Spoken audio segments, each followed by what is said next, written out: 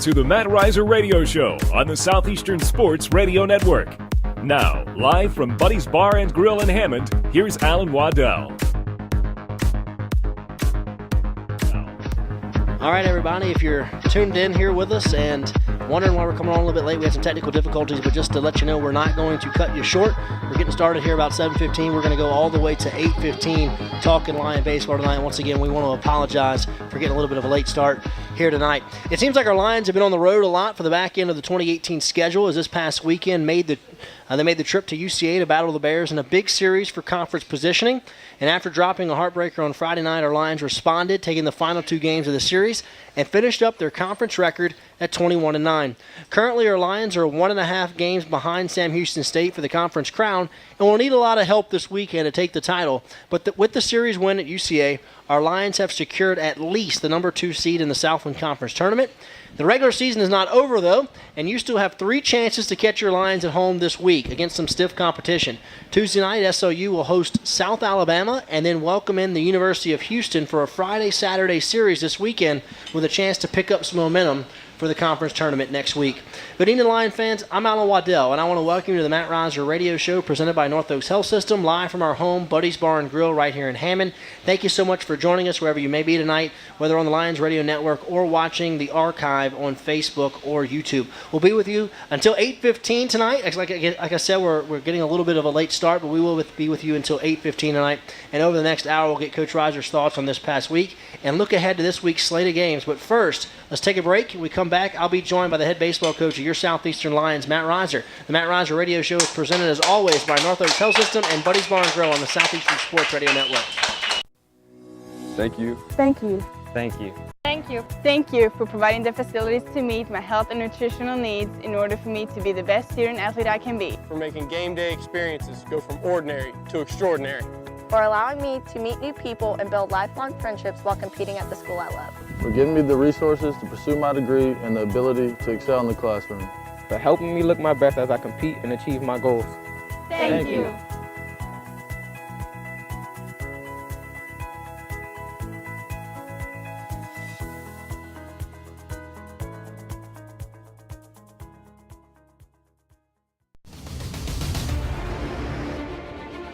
This is not a rebuilding effort, like I said before. A championship without a degree is not good enough. I want to win now. Our players want to win now. Be a part of the Frank Selfo era. Call 985-549-LION or visit www.lionsports.net.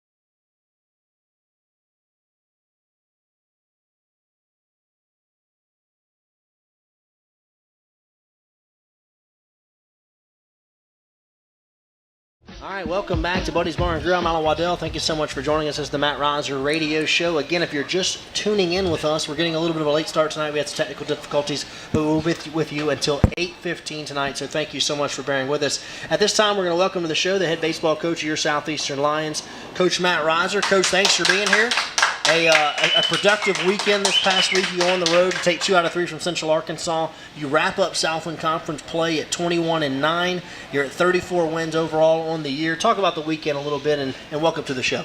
Yeah, I thought the weekend overall was a good weekend for us. We talked about it going into the weekend there where we needed to sweep to give ourselves a shot, and thought we really would be in the hunt there if we did it. Unfortunately, we lost a tough one there on Friday, but really proud of the guys. I thought they responded extremely well there for Friday and Saturday, or Saturday, Sunday after such a tough loss there on Friday night.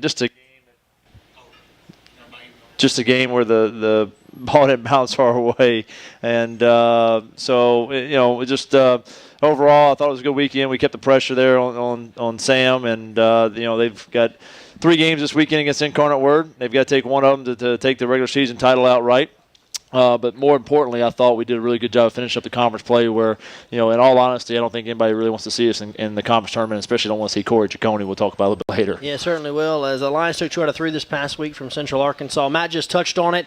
The Lions can still win the Southland Conference. We're off this weekend as the way the byes work out. Our bye in conference play is the final weekend of the regular season. Sam Houston will be on the road at Incarnate Word. If Sam Houston just wins 1 game, they will be the conference champion. They did lose a game this past week against Houston Baptist, so your conference record of having 25 wins a few years ago, it was 2014, right? 2015. 2015, I'm sorry. 2015. Check the ring. Yeah, let me 14 check that ring. was tournament, 15, there you go. Yeah, 2015, 25-5 the Lions went that year, so that record is safe. Sam Houston cannot catch that number here this year. It seems like, Matt, you've been on the road here the last few weeks, so we haven't had a home game. You will have an opportunity to play a few games to get ready for the conference tournament, and we're going to talk about this all throughout our hour tonight as we're touching on all that goes on inside Lion baseball.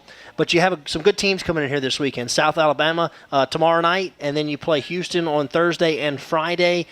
This is a great opportunity for a measuring stick going to that conference tournament, really be playing your best baseball. And I guess your thoughts on ending the season this way without a series. I know we've done it in the past, but now the way you kind of broke it up with only a 2-game series and then a tough midweek. Yeah, last year had the same bye weekend. That last weekend had Seton Hall come to town. Had a 3-game series scheduled. Only got 2 of them in due to the rain. But the way this one was set up, we didn't have any midweeks here the last, I think, 3 weeks. And just the way our schedule worked with Houston's schedule, both of us had the bye weekend the last weekend of the season within our respective conferences. And they only needed 2 games. We only needed 2 games. So it worked out perfect. We had the midweek game set up with South Al, and then 2 obviously there against Houston, and both are regional type opponents. So I think that's the neat thing about going into this conference tournament.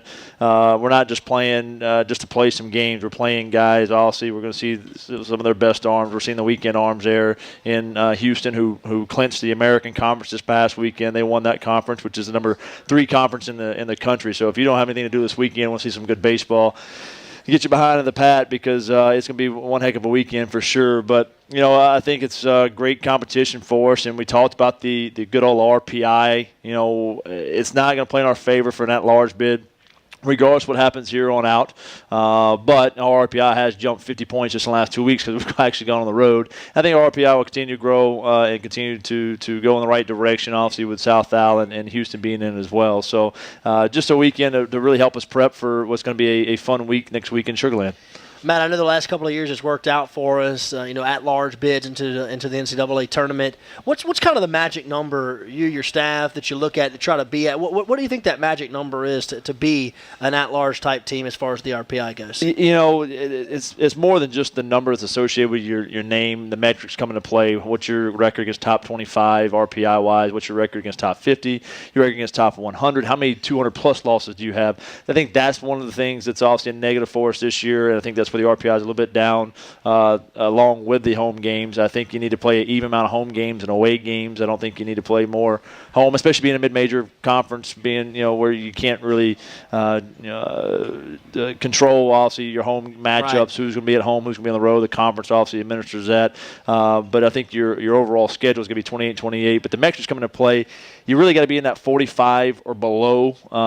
And in all honesty, I think in our conference, I think Sam's like 50, where you got it there pulled up, 58 right now. I think they're out as far as from an at-large standpoint, unless they have really, really solid metrics. When we talk about metrics, again, the top 25. If they're 5-2 against top 25, and some reason, maybe the home games has got the RPI down a little bit, you can get a favorable 58 there. But, I think we really got to be in that 45 range, and obviously I think that'll be more conducive to us next year with as many away games we'll have. Won't be on the road or be at home as much. Be on the road more. And as Matt was talking about, you have two good teams coming in here this week. South Alabama tomorrow, Houston Friday and Saturday. And these are two teams.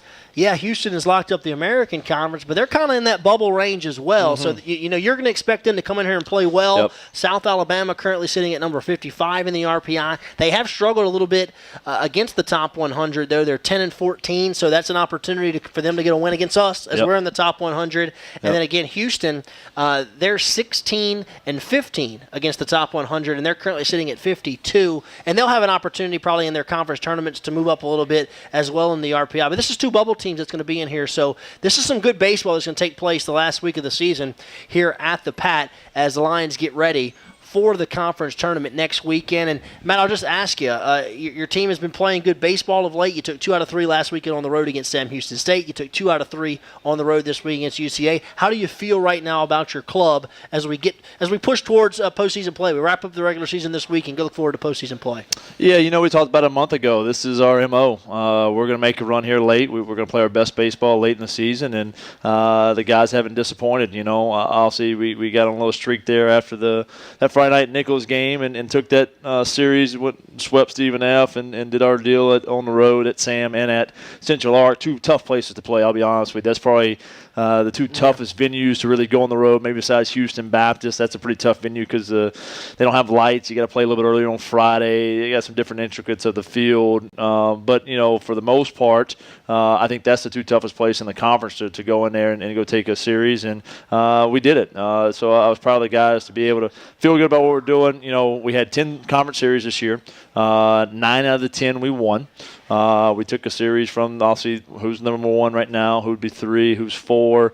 I think Northwestern's 5. We also lost that series, but so also we took all the other series, and our 2 teams we missed within the conference play. We missed Abilene, who finished dead last, who's in 13th place in the conference, and then also Incarnate Word, who's battling for that last 8th spot. They got swept this past weekend by Corpus Christi. I think they're still hanging on to the 8th spot, might be in the 9th spot, but they're battling to get in the conference tournament as well. And so obviously, that plays a part in this. Who do you miss? Who do you not play? Right now, if it was the end of the day, we don't play one of the teams in the conference tournament, but there's a possibility we would play everybody in the conference tournament once we actually get into it. So if you actually look inside of it, just a little bit deeper, who we played with inside the conference, we probably played the toughest conference schedule that you possibly could as well. Lions currently sit at 34-19 overall. They finish up the Southland Conference at 21-9. Lions have won 9 of their last 11 games, so they're playing their best baseball right now, playing well, heading down the stretch. They have 3 tough ones this week. Tomorrow night they'll play South Alabama, and then Thursday and Friday the University of Houston will come in here for a non-conference 2-game series to get us ready for the conference tournament. Let's go ahead and take a break. When we come back, we'll get Matt to break down the 3 games this past weekend as the Lions were on the road against Central Arkansas, and they took 2 out of 3 right here on the Matt Roger Radio Show presented by North Oaks Health System and Buddy's Bar and Grill on the Southeastern Sports Radio Network. What does it mean to be Southland Strong? It's not just big wins. It's success in the classroom and being engaged with service, family, passion, integrity, overcoming adversity, hard work and dedication, bettering people around you, striving for excellence, leadership and competition on our campuses and in our communities. We are Southland Strong.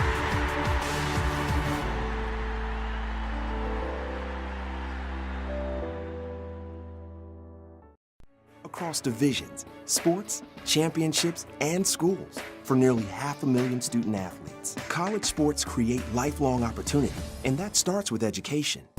We've raised the academic bar, so more are earning degrees, creating healthier campuses by working with the nation's brightest minds, and making sure more have the chance to succeed and are supported on their journey.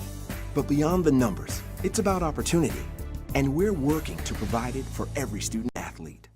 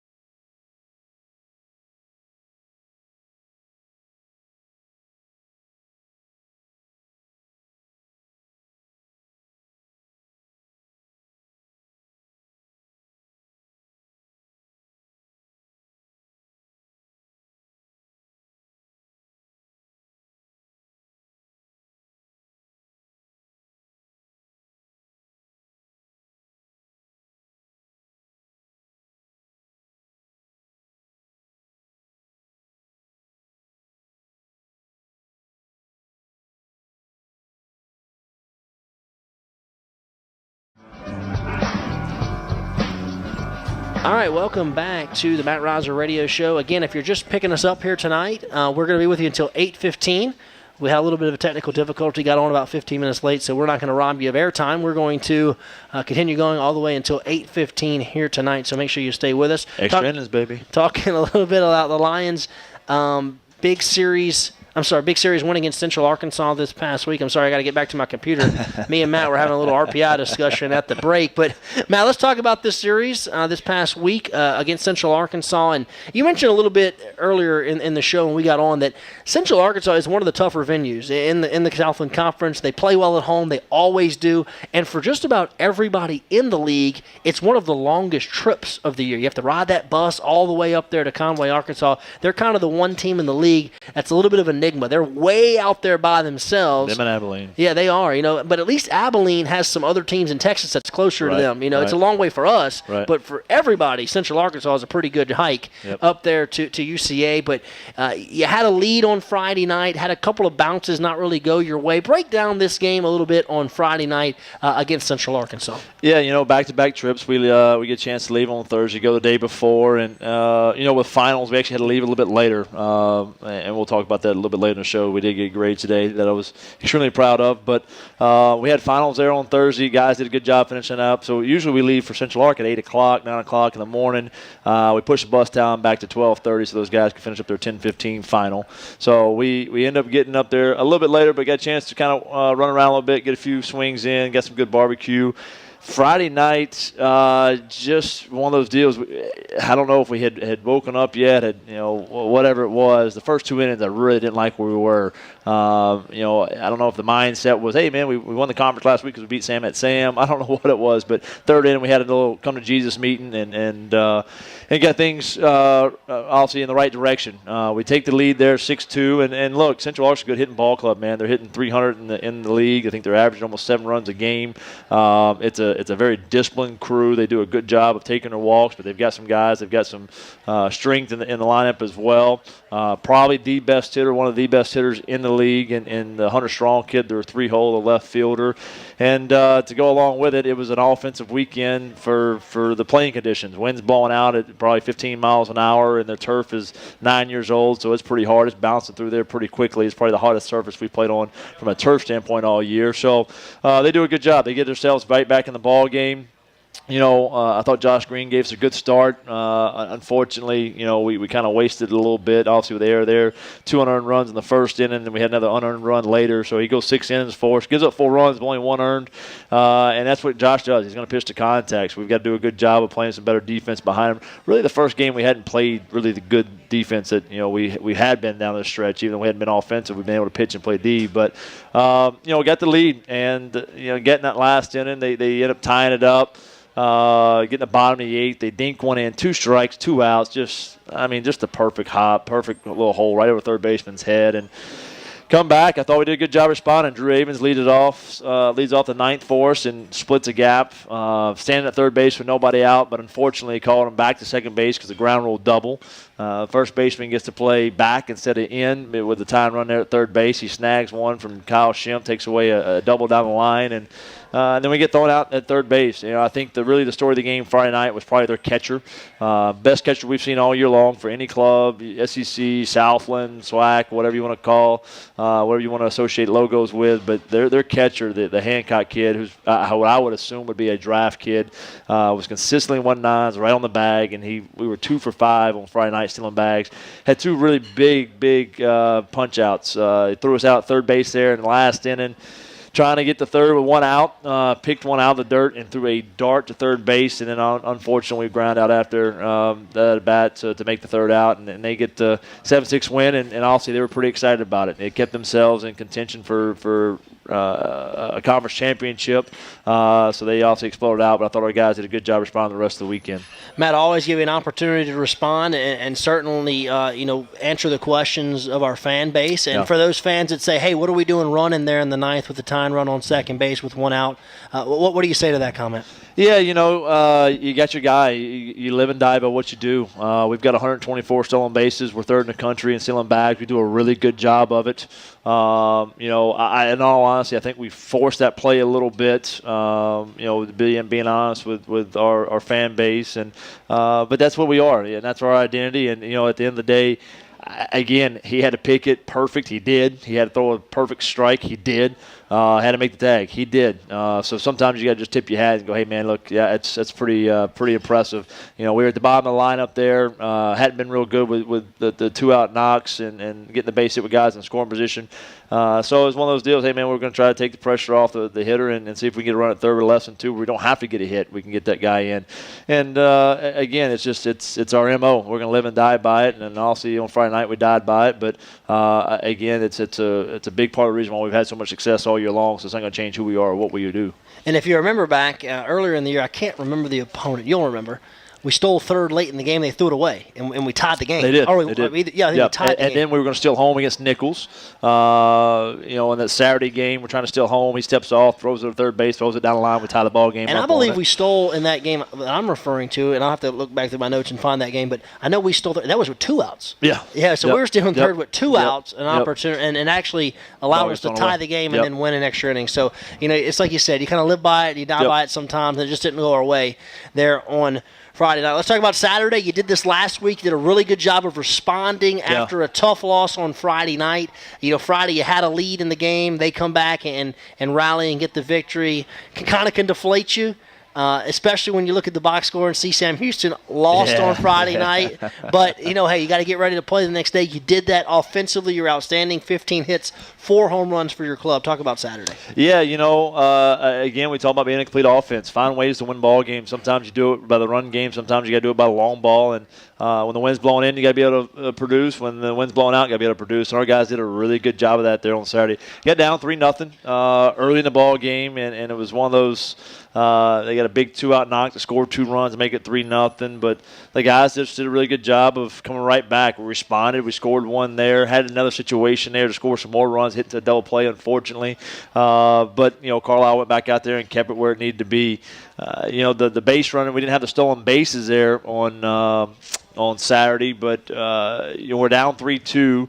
They have one that kicks away. We come in, slide in. We get the run on the wild pitch, which most teams wouldn't do with the ball being that far away. The catcher actually flips it to the plate with nobody there. It rolls down the first baseline. We actually score the guy from second base as well. So we scored 2 runs there on that. So, again, when we talk about living and dying by it, it's just what your identity is. Stick to your identity in the good times and the bad times. We did that there on Saturday. We take the lead back. Of course, their big hitter comes up, hits a 2-run homer. We hit a homer, tie it back up. It's just like this true heavyweight bout, man. Hey, man, we're just going to keep slugging this thing out till somebody falls down. And fortunate enough, we were the last one to throw the punch there. 7-6 ball game going into the 9th inning. We throw the knockout punch there in the 9th inning, scoring 3 runs. Drew Ravens had a heck of a day, man. Yeah. 3 hits. 4 hits. Yeah, 4 hits total. 3 of them that had a really chance. One ended up being out of the yard, but 2 of them hit the top of the wall. One hit a 30-foot top of the wall, the center field wall.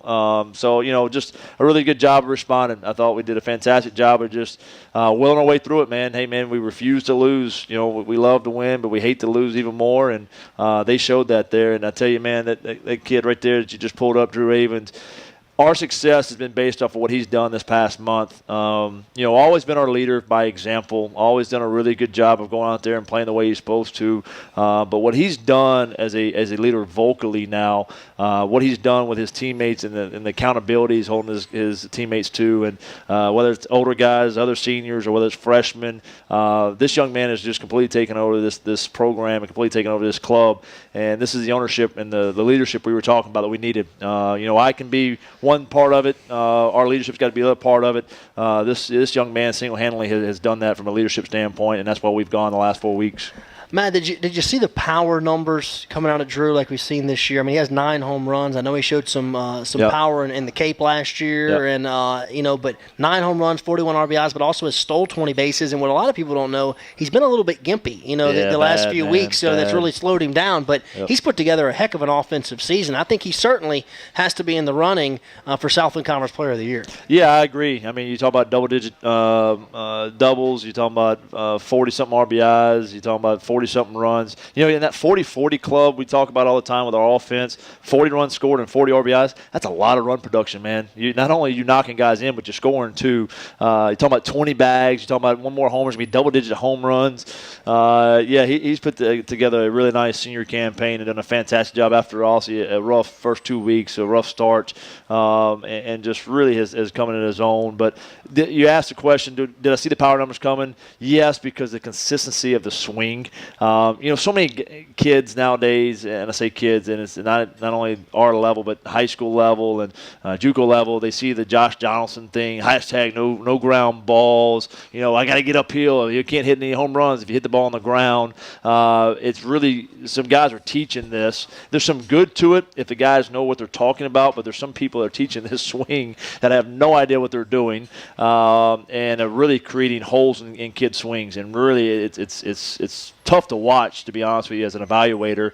But he has done such a good job being consistent with his contact. He goes straight to the baseball. He's got a little bit of natural lift to the swing. Can get on a baseball, not only the pull side, but to the backside as well, like we saw there on Friday night, the double hit in the backside gap. And, so to answer your question, I think no doubt the power numbers don't shock me at all, and because of the consistency of the swing and what he's done with his strength. Well, you just talked about it. He's been hot, and he's been one of the guys. The reason that you've been putting up big offensive numbers, he's got 18 hits in the last 11 games, so certainly he is heated it up. His average is up to 333. He's done a tremendous job being the senior leader for your Southeastern Ball Club. Quickly, let's get to Sunday. Really, it's different verse, same as the first. Last week, Corey Ciccone was once again brilliant in this game. Another complete game for him. Couldn't do another shutout. He gave up one run, but, man, he was outstanding again. And you saw the kind of offensive numbers that were put up all weekend at this ballpark. Yeah. For him to go out there and show a complete game, hold those guys to one run, Corey Giacone, once again, tip your hat to him. He was outstanding. Yeah, pretty impressive. You're talking about a ball club. Central Ark, I think, scored 12 on Tuesday against Arkansas State. I think they scored 25 against Grambling or Pine Bluff, somebody like that, on Wednesday. Obviously, they had the 2 offensive productions on us. They scored 7 there on Friday, another 6 there on Saturday. And for him to go out and do what he did, and it was funny because we're sitting there, again, you talk about the script that was written out, like almost identical. It really was. You talk about a club who's very patient at the plate, who does an extremely good job with the strike zone. He got him back in hack mode, and that's very, very rare to see with Central Arkansas, to be honest with you. It reminded me almost of the Tate Sino days when Tate was in the conference tournament pitching at Central Ark to win the conference tournament. He got them in hack mode because there's so many strikes coming in. It's like, okay, well, I can't take them. I'm going to be down 0-2 every time. So by the time we get in that 5th, 6th inning, you start hacking. The pitch count keeps the say down. Even the 9th inning, they hit a pop up to first base from the first pitch when I'm thinking about pulling them out because of where we're getting to, and we also got a full bullpen ready to go. But the only disappointing part maybe about Sunday, I really thought we had a chance there in the middle innings to throw a knockout punch. We're up 4-0, bases loaded, nobody out. Had 2 really bad at-bats in that situation.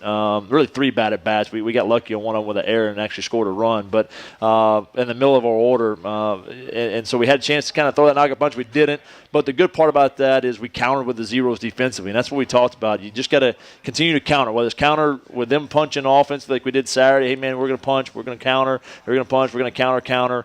You got to do the same thing defensively. Hey, man, we got 1. All right, we probably should have 4 or 5 in that inning, but probably should be up more 7-8-0, and it's only 4-0. There's still 1 swing in the bat away of tying this thing up. But we did a really, really good job. They came out, man. Base hit, 1st and 3rd. They executed a hit and run, nobody out. So you look at the situation going, okay, here comes their charge. Corey Giacone gets the double play, ground ball. They get the 1 run, but, man, to eliminate that situation when you get 1st, 3rd, nobody out, only give 1 run was huge for us, and he cruised after that, to be honest with you. Pace does a fantastic job. Young man, I don't want to forget to talk about because Saturday had a big home run, and Sunday he threw the knockout punch. He had a solo homer there in the 8th inning that pretty much did it in. They had a left-hander that was feeling pretty good, pitched well against us. Pace got on one there in the left center field gap and made that thing 5-1, and really you knew it was out of reach going to the 9th inning to win the series. Let's talk about how good Corey Giacone has been. We've touched on it the last few weeks, but this is a guy who has just amped it up to another level here in the last month of the season. He did the same thing a year ago. I don't know what it is about him. Maybe something you have to look at for next year to get him going maybe a little earlier in the year, but, man, he has been tremendous. His last 4 starts against Nichols, Stephen F. Austin, Sam Houston, and Central Arkansas, he went 7 innings, 6 innings, 9 innings, 9 innings. He's given up a total of 3 earned runs in those 4 starts, and he's 4-0. He's been outstanding, and I guess the question, and I'm going to let you talk a little bit more about setting things up for the conference tournament towards the back end of the show. And, again, if you're just joining us, we're going to be with you till 8:15, so we still have about a half an hour left. We got a little late start tonight, but, Matt, do you consider moving him anywhere into the rotation, or is he going to stay right there at that 3 spot as of right now? He's just been so good these last 4 starts. Well, here's the beauty of this. Being non-conference this week, only having 3 games this week. He went 119 pitches, obviously, yesterday. He gets the week off. So guess what? Guess who gets game 1? Okay. Corey Giacone. So he'll get game 1 in the conference tournament. Answer my question.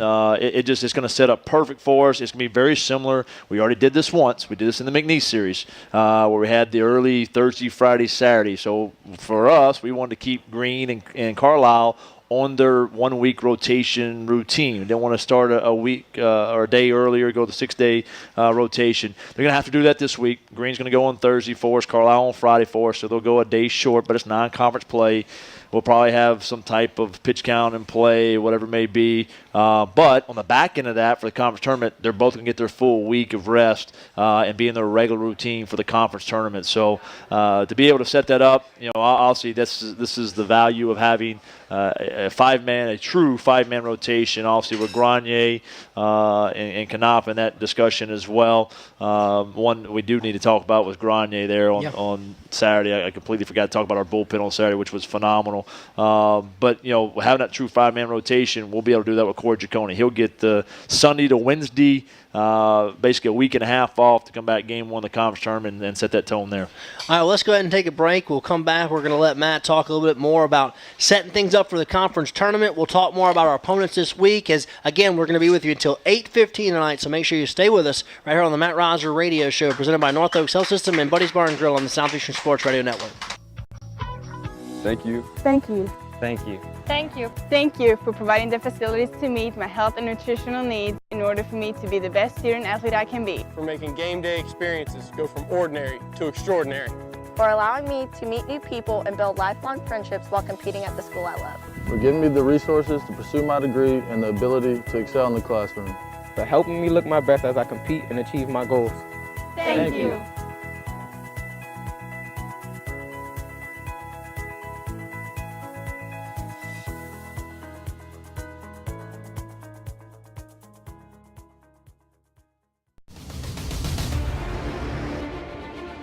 This is not a rebuilding effort, like I said before.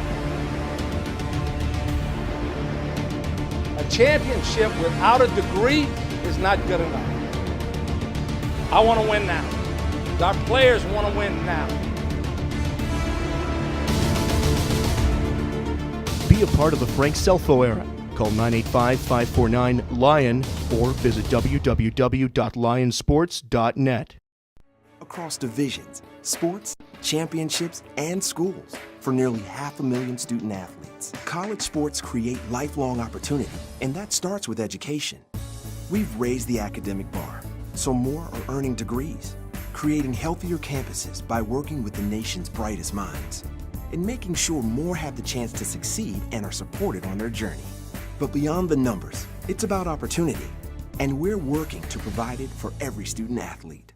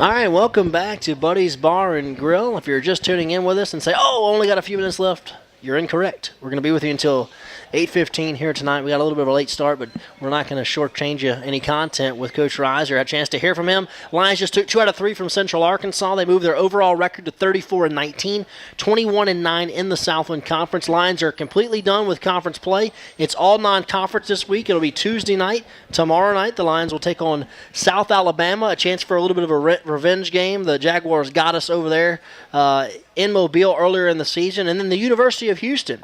They come in here. That's a great non-conference opponent to come to the Pat and take us on for 2 games, Thursday and Friday night. Matt, we were just breaking down the big series win against Central Arkansas that past week. And one point I want to get you to bring up is we sat here a few weeks ago, and we'll just call it like it is. Our offense was really struggling. You know, we struggled offensively there for about a 10-game period, but you've really turned that around the last few weeks. Had a very good offensive weekend this past weekend. I thought you played offensively well against Sam Houston State. Had some big numbers against Stephen F. Austin the week before that. I guess your comments on maybe what's been different the last few weeks. I know a couple of guys have been inserted back into the lineup. You know, Mike Taylor has been back in the lineup in the middle of the order. And also Nathan Paludi. He has been really good in the 2-hole. And he really has. His numbers were a little shaky if you just looked at him on paper. Right. But you kept saying, man, he's hitting a lot of balls hard. And now he's all the way up, you know, above 250, which, you know, he might say, oh, it's only 250. But he was like 180 not that long ago. So his average has really been climbing the last few weeks. Yeah, you know, and it goes back to a few weeks ago we had some different things going on. Obviously, Mike had his academic suspension there for 10 games, and we got Schwarner on the lineup trying to get some other guys trying to get a little more defensive with what was going on offensively for us. But the good thing in that, Nathan Paludi emerged. A young man who we really thought highly of. I'll be honest with you, coming out of fall camp, thought he was going to be the right fielder, and Mike just turned it on early spring, and obviously Mike got up to the fantastic start there and kind of took that right field position over. We were plugging Paludi in here and there, just wasn't having a whole lot of success, and maybe the inconsistency of the ABs, just wasn't feeling comfortable yet. But man, the young man kept working his behind off. You'd see him out there after ball games. You see him out there after practice getting extra swing. You see him out there before BP, before game days, getting extra swings in. And also when he got his chance, he took advantage of it. And he stayed true to it and brought some more offense to the table. So now when you get Mike Taylor inserted back in the lineup, also, you get Schwarner back in the lineup. And the other one in this that's really made this offense go that, we really haven't talked about a ton has been Evan Pace. This young man has really done a good job. He's committed to mechanically changing his swing. He's been committed to just completely revamping his approach and what he's trying to do with his approach, and has obviously had a lot of success. And if you go look at our last 10, him and Drew Avens and Cody Gross, our top 3 hitters, are all hitting in the 330, 340 range in our last 10 games, and just doing a really fantastic job for us. And so now it's really starting to create this offensive lineup that we foresaw. We really had a lot of confidence in, to be honest with you, early spring ball. It felt like this was going to be a club that could really go offensively. It just hasn't really done its thing until now. And obviously with what we've done the last 2 weeks has been big for us.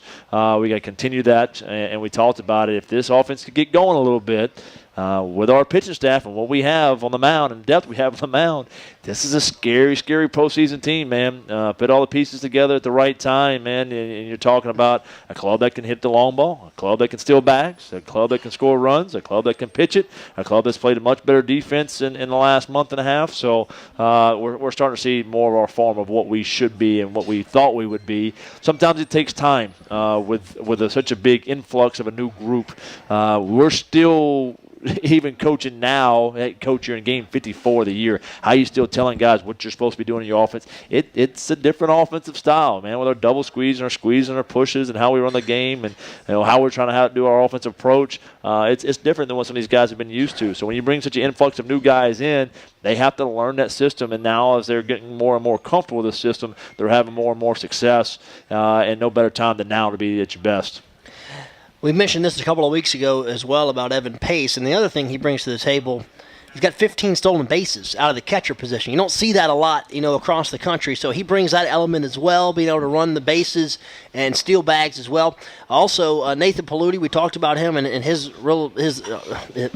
surge these last few weeks. Yep. He's hitting 279 since he's been inserted into the starting lineup. So some guys are just kind of starting to get it going here at the end of the year, and we have some guys that still haven't got it going. If they do, like you said, these last few weeks could be a lot of fun for Lion baseball. Matt, I want you to talk a little bit about your 2 opponents this week. Again, tomorrow night you're going to take on South Alabama.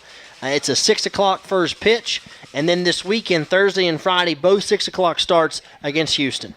Yeah, South Al, we got a little revenge on. They kind of started that first funk. We had that Sunday game against Corpus, which was the first actual loss of the losing 7 out of 8 in that 10-day span. But, I thought we played good against Corpus. Corpus just got a few more hits, got a big knock there at the end and kind of blew things open. And, they got one on us in a situation when they were cornered and the back was against the wall. But South Al, I thought we played very, very poorly. I thought our offensive approach was extremely poor.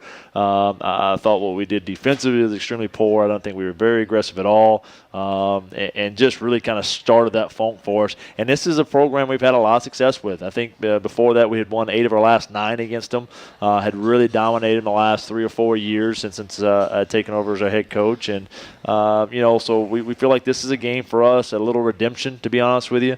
Hey, man, you kind of put us in our funk, and obviously we're on the backside. We're playing well, so we want to make you feel bad about yourselves. This club plays well at their place. I think they're 22-5 at their place. They haven't played really well in the road. I think they're 9 or 14 on the road.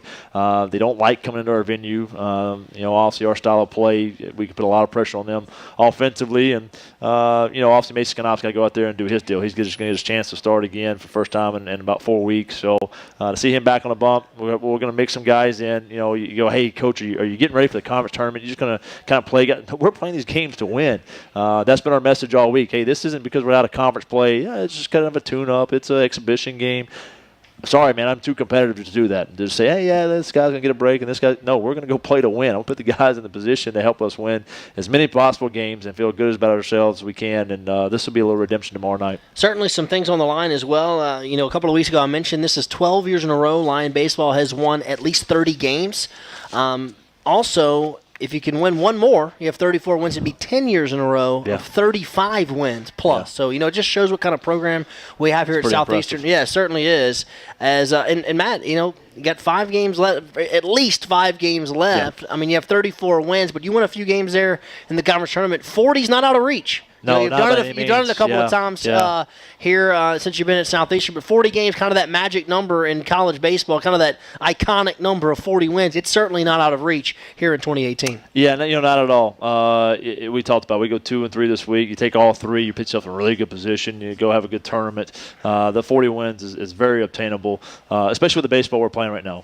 Again, we're playing some confident baseball. We're pitching it well. We're hitting it well.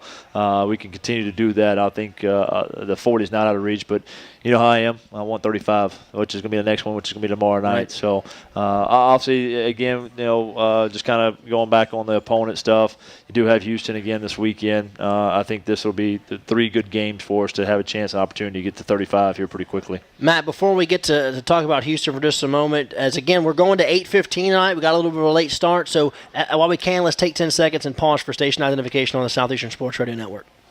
Funded in part by the Corporation for Public Broadcasting. We're 90.9 FM KSLU, Hammond. All right, Matt, so again, Houston comes in here Thursday and Friday. This is a club that was in a regional with us a few years ago, and they're currently ranked 20th in the country. This is a very good program. And I think it certainly shows the level of our program that you can get somebody like Houston to come over here and play 2 games right before their conference tournament as well. Yeah, no doubt. To be honest with you, they've clinched the American Conference already. They're done with their conference play and where they're at. They've clinched the conference. And just FYI, so that's the number 3 RPI conference in the country. Yeah. The only 2, I think, conferences that are above them is the SEC obviously being 1, and I think the Big 12, number 2, the American Conference being number 3. So that's over the Pac-12, and that's over some of the other Power 5 conferences. Name some of them. I can't think of them now off the top of my head. Big 10. This is one of the premier conferences in the country. The ACC? ACC. There you go. So they're in front of all those guys. So it's pretty impressive that they've won that conference already. That's top 20 program. Like you said, they're going to come in here hungry because they're playing for something. They're not coming in for a weekend off to try to get prep and get ready for their conference tournament. They're playing for that large bid. Unfortunately, with the RPI is and being the low 50s, which doesn't make any sense. It doesn't. And again, this is where this RPI is not an exact science. Sometimes it's in your favor, sometimes it's not. Maybe they played too many home games like we did. Who knows? He actually canceled a game, I think, a couple of weeks ago because of RPI. The team, I think it was Stephen F. Austin, they canceled against because their RPI was so low. Hey, man, we can't play you because the RPI is going to continue to drop. Luckily, he kept us on the schedule. RPI came up 50 points, I guess, the last 2 weeks. He's going to keep us on the schedule, as of I know, for now. Hasn't called me yet this week. But, no, it's one of those situations where, they're going to have a lot to play for this week. They got Rice in the midweek on Tuesday at Constellation Field, and then also they got us on the road at our place. They're going to come us with all their horses and guns blazing. It's a situation. I know what situation he's in. I've been in that situation where we've won conference in 2015. We're playing 2 more games against UNO, and we're having to throw our horses. Can't get ready for conference tournament because every game is so valuable to us for this crazy at-large bid and that RPI. They're going to do everything they can possible to win 2 ball games here this weekend. Matt, I tell you, I'm just looking at their schedule, and I didn't realize, man, they got some good teams in the American. Wichita State, Wichita State, East Carolina, Central Florida, Connecticut, who we played over the years, still in the top 20 in the RPI. So certainly the American Conference, Tulane's in the top 100. Who's sitting South Florida, 7th or 8th in their league? Yeah, it's crazy. It just shows you the quality of baseball they're playing in the American Conference. The American Conference champion will be in Hammond this weekend for Thursday, Friday against Southeastern. Let's go ahead and take our final break. We come back, we'll get Matt's final thoughts, and we're going to wrap this thing up here as we're going until 8:15 tonight on the Matt Riser Radio Show, presented by Buddy's Bar and Grill and North Oaks Health System on the Southeastern Sports Radio Network. What does it mean to be Southland Strong? It's not just big wins. It's success in the classroom. And being engaged with service. Family. Passion. Integrity. Overcoming adversity. Hard work and dedication. Bettering people around you. Striving for excellence. Leadership and competition. On our campuses. And in our communities. We are Southland Strong.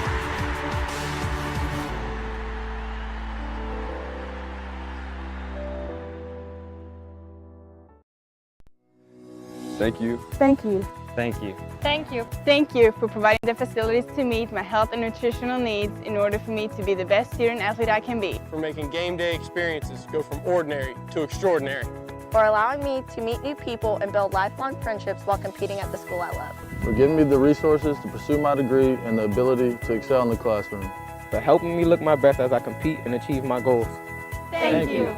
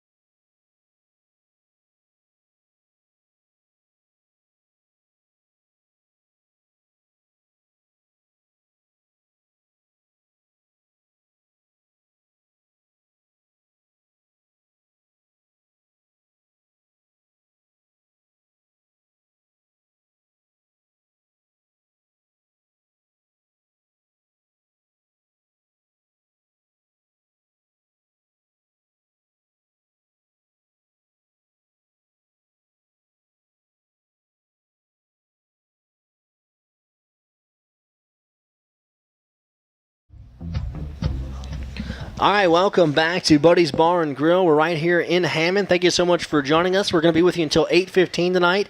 A little bit of an extended version of the Matt Riser Radio Show as we're getting past 8 o'clock here tonight.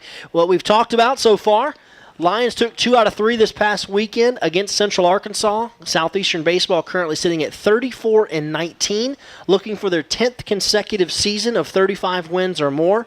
They will have 3 big games this week as they play South Alabama tomorrow night in a 6 o'clock first pitch. Thursday will be the University of Houston.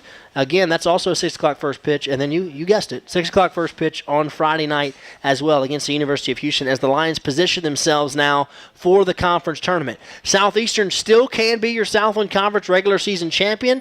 They're going to need a lot of help. Sam Houston State needs to get swept this weekend on the road against Incarnate Word.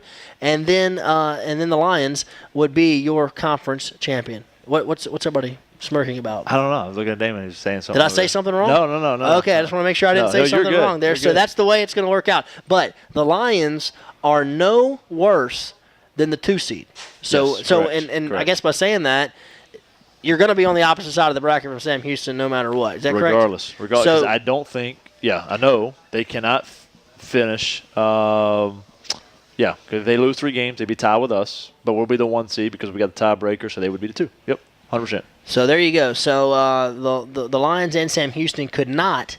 The Lions and Sam Houston could not be on the same side of the bracket. So let's put some Lions and Bearcats in a championship game. That would be great. Lions and Bearcats again in the championship game of the Southland Conference tournament. Matt, we have about 6 or 7 minutes left to go here on our show. You've played a full conference season. Another successful conference season, over 20 wins in the conference, 21-9 overall. You mentioned it earlier, everyone in the league, that's one thing that's a little bit skewed about the Southland Conference. You don't play everybody. Right. So everybody's schedule is not the same. Yep. And after saying that, if you look at it and how it's all worked out, you've probably played the toughest conference schedule because you have a very good chance to play everybody that will be in the conference tournament, and other teams can't say that. You've had 21 wins. Where do you feel like you're at? How do you feel about this club right now? I know a few weeks ago, you probably didn't feel as good about it as you feel right now. As you played really well, 9 out of the last 11 you've won. Yeah, we talked about it a little bit a few weeks ago. I'm hard-headed just enough to figure this thing out. Our guys believe in the history of our program. We talked about it when we were going through that struggle, that this is why we recruit these type of young men into our program, because they know how to handle the adversity and turn and right the ship and get things going back in the right direction.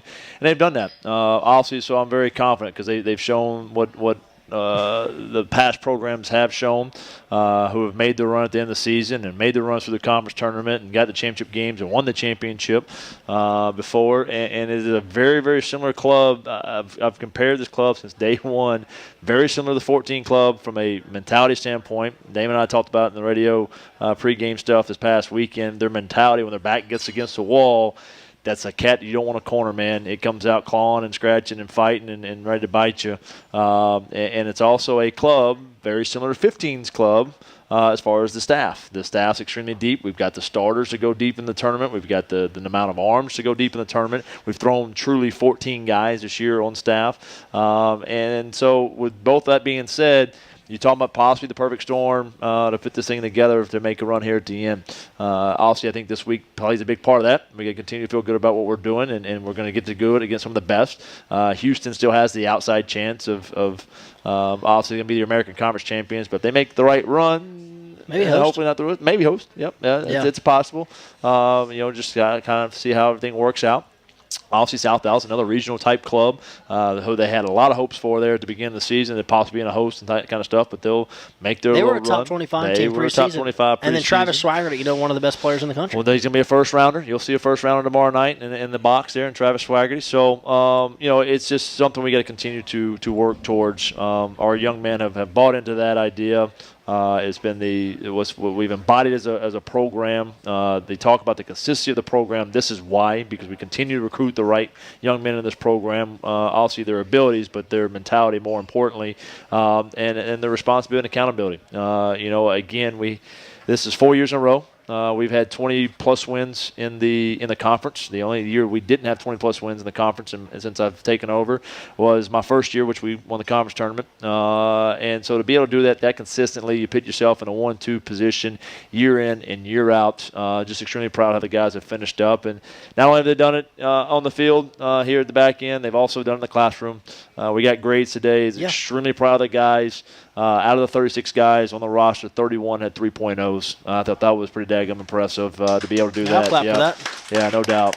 It's the most 3.0s we've had. If you haven't played a college sport, you don't understand how hard that is. I mean, it's not easy. Especially baseball. It is a demanding grind on your schedule and on your studies. Yeah, no doubt. Well, and we tell these guys that in the recruiting process. Hey man, I'm not the easiest guy to play for. I'm extremely demanding of you, not only on the field but off the field as well. I expect a lot of you out of the classroom. I expect a lot of you responsibility and accountability and ownership wise, and to take care of your business outside of practice, put the extra work and extra time in, not only on the field but academics as well. And they've done that, man. I've been really, really proud of this group. We had 6 out of the 7 seniors graduated.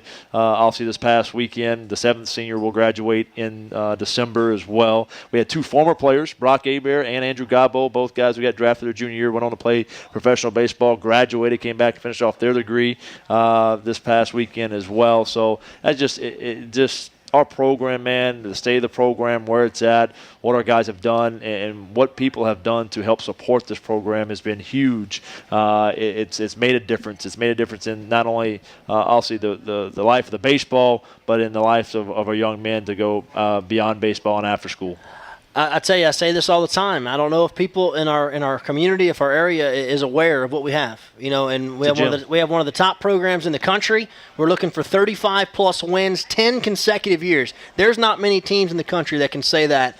35-plus wins, 10 consecutive years. We're looking for that. We just need one more win on the season. And you have 3 opportunities this week. Tomorrow night against South Alabama, 6 o'clock first pitch, and then Thursday and Friday against Houston, 6 o'clock first pitch. And I'll give a little cheap plug for myself as Thursday night's Gateway 4 night. We're going to hand out some free T-shirts. We're going to hand out some free T-shirts on Thursday night. So come on in. Got some cool artwork done, so you'll be able to get one of those free T-shirts on Thursday night if you're one of the first fans there in attendance. But again, we're sorry a little bit about the way this started out here tonight as we got on the air about 15 minutes late, but we went all the way till 8:15 tonight. I want to thank all of our affiliates for hanging with us, and I want to make a little housekeeping note is next week we will not have a show because the way this thing is going to work out is Southeastern is going to be on the road. They have to leave. They got to get over there to Sugar Land to get ready for the conference tournament, so we will not have a show next Monday, but the following Monday, that's Memorial Day, we will have one. Win, lose, or draw. Hopefully we're sitting here talking about where we're going to play in the NCAA Regional. So, Matt, I won't have an opportunity on the air to wish you good luck for the conference tournament, but certainly go get them this week against some very good opponents, and then against the conference tournament next week. I appreciate it, man. Yeah, it's going to be a fun one in here in 2 weeks, hopefully. No doubt about it. That's going to do it for us. Thank you so much again for hanging with us tonight as we were here with you till 8:15. That's going to do it for us. We want to thank everybody who's associated with this show, all of our sponsors that get us on the air each and every week, and also the affiliates in the area that put us on the air. For the head baseball coach of your Southeastern Lions, Coach Matt Reiser, I'm Alan Waddell. We'll see you not next week, but the week after for the Matt Reiser Radio Show on the Southeastern Sports Radio Network, presented by North Oaks Health System and Buddy's Bar and Grill. Line up, everybody. See you next week.